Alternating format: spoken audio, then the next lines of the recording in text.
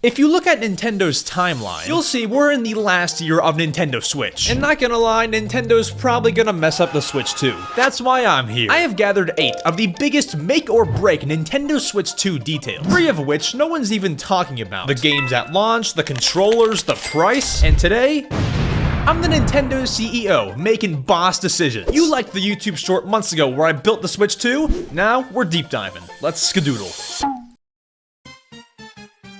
Starting with launch games. See, with Nintendo Switch 2 launch titles, there's a lot of different pathways we can go down. We can go down the Mario Kart 9 route, we can go down the 3D Mario. Legend of Zelda would be a little bit too soon. We just got Zelda Tears of the Kingdom in 2023. And if it's not any of those, I don't think that you can just launch with like a Mario Party Deluxe. But to narrow it down, almost every single console that has come out from Nintendo since I've been alive has a Zelda or a Mario launch title. And between the two, you're gonna get your Mario launch title since Tears of the Kingdom is not even more than 2 years old yet. But now it's between the 2 best Mario games, Mario Kart 9 or a brand new 3D Mario. I just talked about this on my Nintendo podcast, The Mario Matter. If you put out Mario Kart 9, it's not gonna get as big of a pop whenever you reveal it, whether it be at E3, that's dead.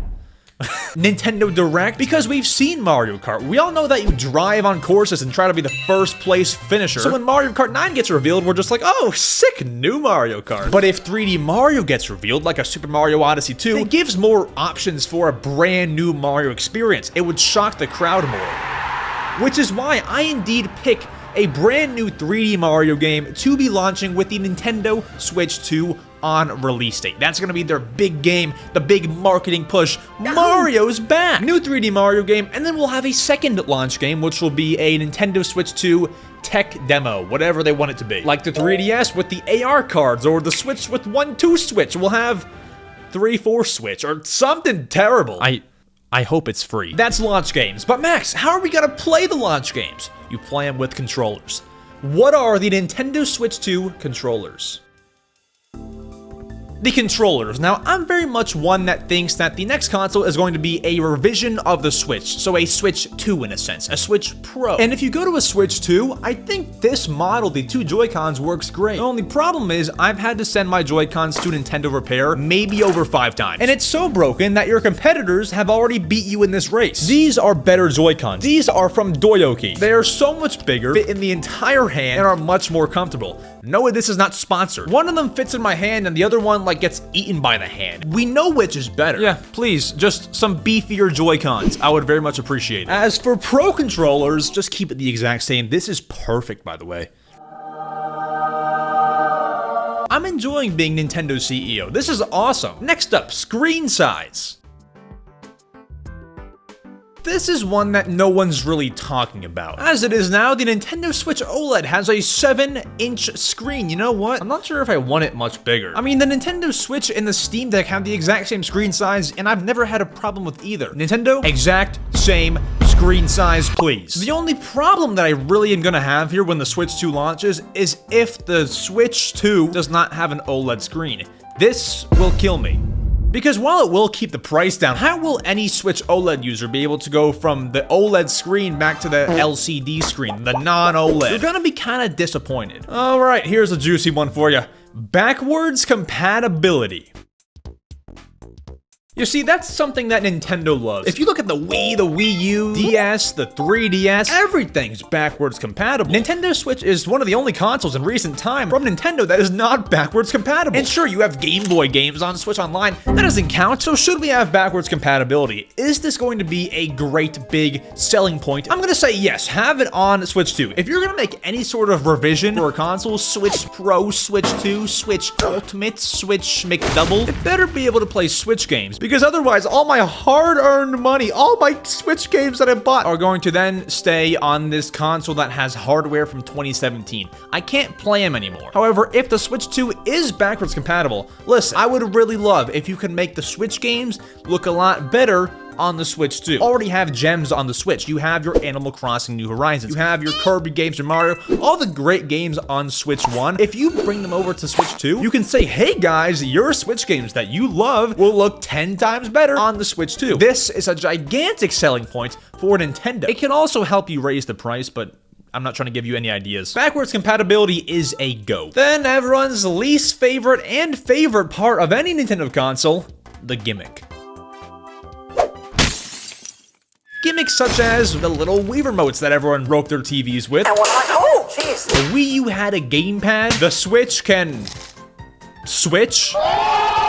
What the heck do you do with a Switch 2? Well, it's still a Switch in the sense that you're probably going to be able to take it from TV to handheld to Wendy's. You can never go away from that. This is like making the 3DS to the DS. With the DS, you had this nice dual screen system. Then with the 3DS, you just made it bigger and have 3D that no one used. Nintendo could just say, hey guys, the Switch 2 doubles as a GPS. And they expect everyone to go run and buy it. I don't see any new gimmick being much better. However, there's one thing they can do. See, while still holding my Nintendo fanboy crown, I do embark on my Steam Deck adventures. With the Steam Deck, you can run an HDMI cable from the tablet to the TV and play on both screens, which would allow you to then play Wii U games, 3DS games, whatever you want to do. This is how I've been playing Animal Crossing New Leaf. It's like the best thing ever, and it makes you wonder, why has Nintendo not done something like that sooner?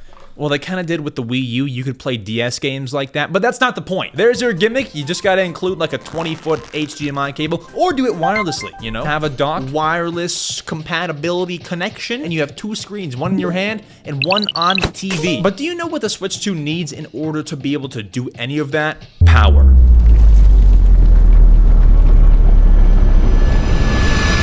Roll up the power transition. Power segment. What sort of power will the Nintendo Switch 2 have? A lot of people say 4K.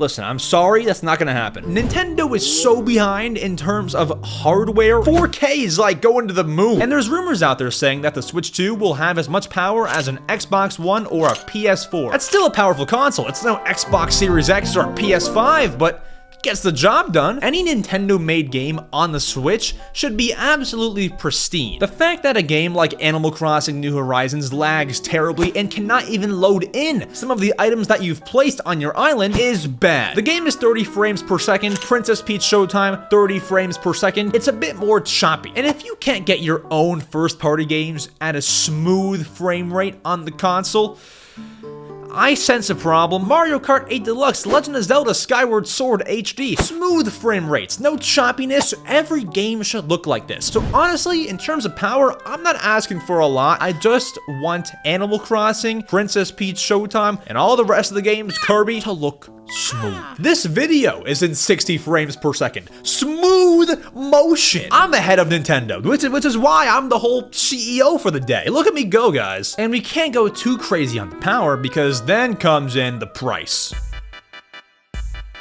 The price for the Switch 2, we really can't go overboard here. No Nintendo console in recent time has ever been listed for more than $350. So to go anywhere over that is a bit insane. If a computer part company releases a part in 2017, it can cost $300. And then in 2025, they put out another part that is worth $300. The 2025 edition of the part is probably gonna be more powerful because they have new hardware as time goes on, but it's cheaper than the old one. In layman's terms, they can charge the same price even if the hardware's better, which means because the original Switch cost $300, the Switch 2 won't necessarily cost $400. It could have better hardware, better everything for $350, the same price of a Switch OLED. Now I use that lightly. I'm not trying to say that they can use 4K and an OLED screen and charge $2 for it, but the Switch 2 won't be like a $500 price tag. Listen, if the Switch 2 is any more than $350, I'm not gonna love it. Am I gonna pay for that? Yes. But I don't really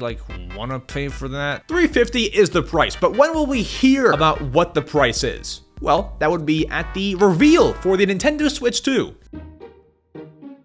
See, I don't love to listen to rumors, but from what everyone is saying, and everyone seems to be right a lot, the Switch 2 is coming out in March of 2025. And really, it shouldn't be any later than that. And so if that's the set-in-stone release date, the reveal, I think, must happen this summer. And if you're asking me for a specific month, I would say July. And if you're asking me for a specific day in July for the Nintendo Switch 2 reveal presentation, July 15th on a Monday, 2024 is when you will get your Nintendo Switch 2 reveal. This is during summer, so all eyes are gonna be on the presentation. You're gonna rack up all the views, you're gonna rack up all the interest, and it might seem a bit early because the first Switch reveal was in October, less than 5 months until the Switch actually released. I think you should reveal the Switch 2 in July. That way you have some more time to explain, hey guys, this is a new console. This is not a Wii U. This is different, and we can prove it. Build up more hype, build up more promotion. Nothing can go wrong by giving yourself more time to promote your new console. That will probably make or break whether or not your company gets sold to Microsoft. But anyways, I mean, whatever they want to do. I say July, but if they do want to go that little 5-month route, then maybe they'll show it off in like August or something. But when they do show it off, whenever that is,